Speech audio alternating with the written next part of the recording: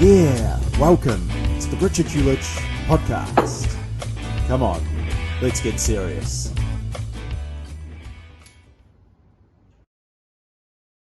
Hello and welcome to Insights with Richard and John.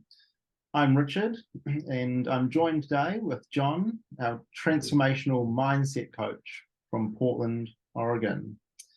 This is part of a three-part series on gratitude. Today's part 3. Part 1, we talked about what is gratitude. Part 2, specific practices of gratitude. And today on part 3, we're going to be getting into the neuroscience behind gratitude. So John, I wanted to start with asking you, what do you think, why do you think it's important to know about the neuroscience behind gratitude? I think it's important because people need to know that it's got physical ramifications that change the way your brain works. It's not just happy thoughts or daydreams. It is a changing of the brain, the physical brain, to become a more effective individual. Nice. And what about the neuroscience behind this? I mean, we can create permanent change, right? What do you think about that? Actually shifting the person you are to make permanent change. Absolutely, Richard. New habits are generally formed through practice in 26 days, the initial structures in the brain, and then over a 90-day period, practice that's completed faithfully will create new neural pathways that will rewire the brain around injury. That includes emotional injury as well. Right. Tell me what you mean by that, by emotional injury. All of us are hardwired to receive certain things from birth.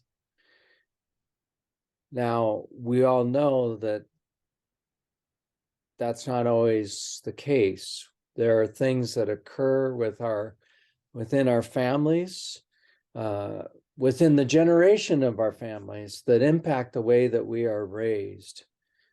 And we have definitely some basic needs as young children for connectivity, attachment, security that may or may not go being met. Now, sometimes when there's severe trauma, that where there's severe neglect or abuse, then there is some wiring of the brain that occurs early on that makes us hypersensitive, usually to stress. Well, gratitude can help to overcome that by rewiring of the neural circuitry in the brain. Yeah, good. Let's just get into that a little more. You mentioned about stress, and I feel, in my experience, a lot of people would find that, doing gratitude practice helps reduce anxiety and depression. And I find a lot of people, that's the reason that they might get into it a bit, or, they want to reduce that anxiety and depression. They find gratitude practices really help with that. So let's just touch on, to do with the neuroscience of that, how we're reducing anxiety, depression, or by managing the stress response. When we experience stress, certain hormones are released into our body, the stress hormones. And when that happens, there's a certain part of the brain that is triggered. It's called the amygdala. And the size of the amygdala changes based on stress. When we practice gratitude, we release other hormones into our system, specifically dopamine and serotonin. These neurotransmitters actually reduce depression and the impacts of stress. They're the neurotransmitters that are responsible for happiness. One of the myths is that it's not happiness that brings us gratitude. I mean, sure, if we're happy, we could be grateful for something. But in this case, we're stressing that it's gratitude that brings us a rewiring to the happy brain. Right. Yeah. Yeah. Hmm. Is that is that kind of like it's feeding itself, like building new pathways and it's like building a positive nature? Is it something that builds on itself as you continue? Over time, yes. Again, it goes back to how we develop habit. There was a there was a book written in the late 60s or early 70s, 21 Days to a Better Habit. Well, that wasn't based on science. The guy was a cosmologist, doctor of cosmology. He really didn't have any science behind him, but he wrote this book, and everybody since then has perpetuated the myth that we can have new habits in 21 days. Well, the science now shows that in 26 days with practice, we start to form physical structures that create new neural pathways that are fully established should the practice continue in what they believe 91 days. So yes, it does build on itself. And of course, Richard, you know what happens when you encounter somebody when you're in a good mood. You express just that positive sense of being. What happens to that person typically, regardless of their stances, they melt into your mood. You create a co-presence that allows them to experience the positive hormones, not just vicariously, but they get released because of how you're being present to them. Yeah, yeah. It's powerful stuff. It is. Mm. That the gratitude, its ability to release toxic emotions that come in by mitigating or reducing the stress hormones. It can reduce physical pain by regulating the level of dopamine. It improves your sleep quality and activates by activating the hypothalamus, the part of the brain that's responsible for regulating sleep.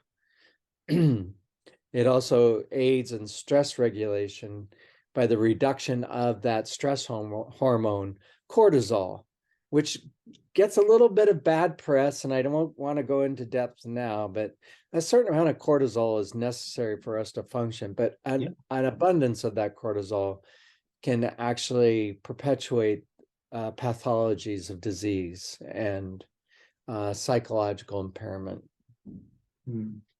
Which comes through in anxiety and depression. And that's where gratitude counters that.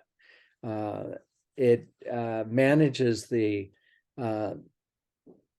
autonomic nervous system functions by giving us an opportunity for the pause, where we can reflect on the sources of anxiety and stress and reframe them into another way of viewing the world.